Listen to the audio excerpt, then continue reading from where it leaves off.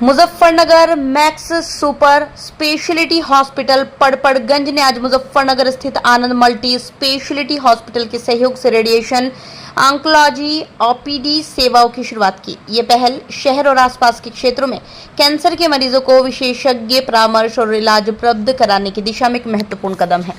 इन OPD सेवाओं का शुभारंभ max super speciality hospital Patparganj के रेडिएशन ऑन्कोलॉजी विभाग की डायरेक्टर डॉक्टर तृप्ति सक्सेना की उपस्थिति में हुआ। वो प्रत्येक माह के तीसरे गुरुवार को सुबह 11 बजे से दोपहर 1 बजे तक परामर्श के लिए उपलब्ध रहेंगी।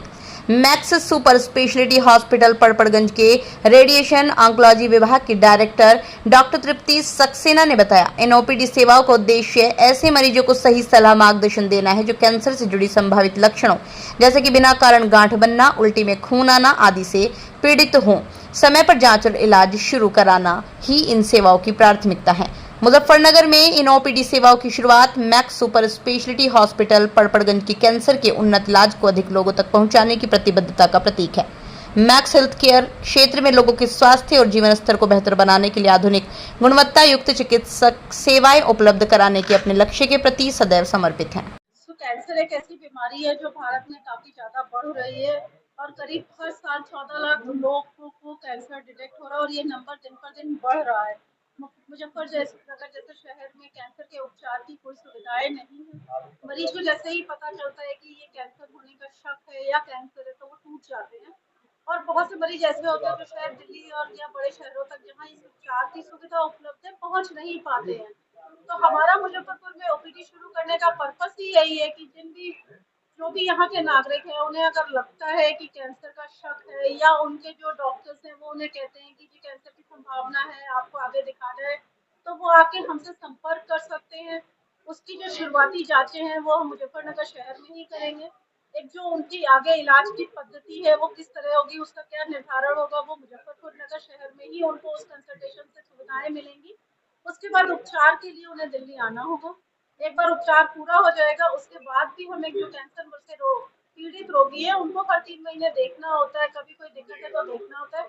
उसके लिए वो सुविधाएं मुजफ्फरनगर शहर में उपलब्ध है। क्या इसमें आयुष्मान कार्ड सर अभी तो मुजफ्फरनगर में शहर में हॉस्पिटल्स में आयुष्मान कार्ड की सुविधा है, बट दिल्ली में मैक्स हॉस्पिटल पड़पड़गंज में आयुष्मान की सुविधा नहीं है। लेकिन उसके अलावा जो भी गवर्नमेंट पैनल्स है, सीजीएचएस, पीसीएचएस, जो पैनल्स हैं वो सारी सुविधाएं उपलब्ध है, सारे इंश्योरेंसेस मैक्स हॉस्पिटल पड़पड़गंज में उपलब्ध है। आप लोगों को क्या मैसेज देना चाहेंगे, क्या अवेयरनेस करते हैं?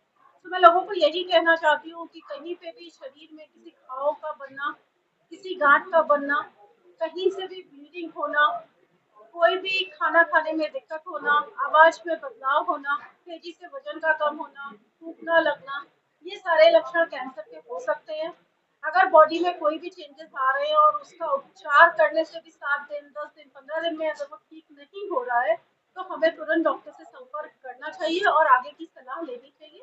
ये कैंसर के लक्षण हो सकते हैं। मैडम, अगर कोई पेशेंट कीमो या सर्जरी के बाद में ठीक हो जाता है तो उसको कितने टाइम पीरियड के बाद में डॉक्टर से परामर्श लेना चाहिए दोबारा? सर कोई भी इलाज चलता है तो हमारा एक जो यूनिफॉर्म प्रोटोकॉल होता है कि हमें कैंसर के मरीजों को इलाज के बाद किस तरह देखना है, उसमें हम मरीज को हर 3 महीने पे देखने के लिए बुलाते हैं और साथ में उन्हें समझा के रखते हैं कि अगर बीमारी वापस आने के क्या क्या लक्षण हो सकते हैं, आप उसके लिए अलर्ट रहिए और अगर ऐसे कोई लक्षण शरीर में दिखते हैं तो 3 महीने से पहले ही दिखाने आना है।